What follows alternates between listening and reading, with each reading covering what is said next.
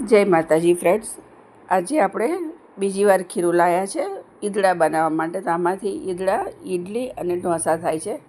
તો અમે કોઈ દિવસ નહોતા લાવ્યા, પહેલી વાર લાવ્યા હતા. તો ઈડલી સરસ થઈ હતી. આજે બીજી વાર મગાવ્યું છે ઈદડા કરવા માટે. અને હજી એક વખત હું લાવવાની છું ઢોસા બનાવવા, તો હું એનો વિડીયો પણ શેર કરીશ. થોડું થોડું જ લાવીએ છીએ, કેમ કે કેવું હોય ખબર ના હોય આપણને, પહેલી વાર લાવ્યા હોય એટલે. તો ગઈ વખતે સારું લાગ્યું, તો આજે મગાવ્યું છે બીજી વખત. મીઠું નાખી દઈએ. આમ તો આમાં ખરેખર કંઈ નાખવાનું નથી હોતું, પણ મેં મરચાં અને બધાનો વઘાર કર્યો છે. જો આટલું તેલ લઈ લીધું અને મીઠો લીમડો અને મરચાંની કટકીથી વઘાર કર્યો છે જીરું નાખીને. એટલે આપણે ઉપરથી વઘાર ના કરીએ તો પણ ચાલે. જો આ જીરું નાખી દીધું અને હવે મરચું અને મીઠો લીમડાના પણ નાના નાના કટકા કરી લીધા છે, એટલે જમવામાં એ ના આવે અને સરસ લાગે એનો ટેસ્ટ. સરસ મિક્સ કરી લઈએ અને ઢોકળિયું ગરમ થવા માટે મૂકી દીધું છે થાળીમાં તેલ લગાવીને. હવે આની અંદર આપણે મરી પાવડર નાખી દેવાનો, ધાણા નાખી દઈએ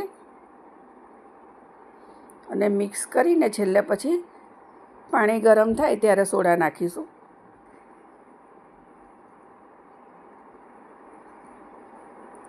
પાણી સરસ ગરમ થઈ ગયું છે, તો સોડા નાખી દઈએ અને ઉપર લીંબુ નીચવી દઈશું અને થોડી વાર માટે એને સરસ ફીણી લઈશું.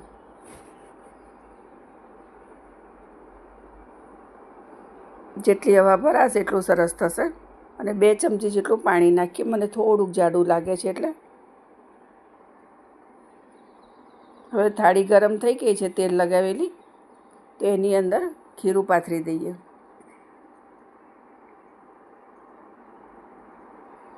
બસ આટલા ખીરામાં 2 થાળી થશે. 500 ગ્રામ ખીરું છે. હજી થોડું લઈ લઈએ ખીરું.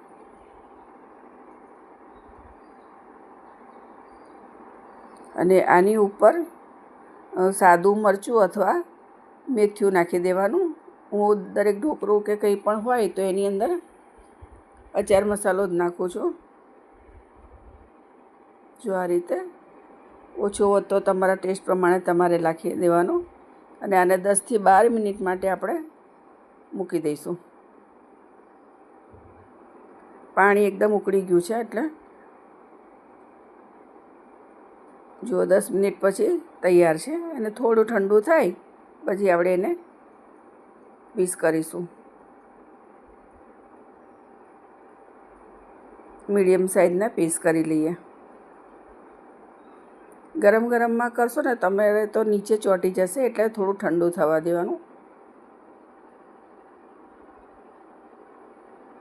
બધા જ પીસ કરી લઈએ આ રીતે. અને બીજી થાળી મેં બનાવવા માટે મૂકી દીધી છે. અને ફરતું કરી લઈશું એટલે ધારેથી પણ નીકળી જાય. જો હું કાઢીને બતાવું કેટલા સરસ પોચા થયા છે ઈદડા. એકદમ પોચા છે. તો તૈયાર છે આપણા તૈયાર ખીરાના ઈદડા. વિડીયો સારો લાગ્યો હોય તો લાઈક શેર કરજો, કમેન્ટ કરજો. નવા હોય તો સબસ્ક્રાઈબ કરજો. તો મળીએ બીજા વિડીયોમાં. જય માતાજી.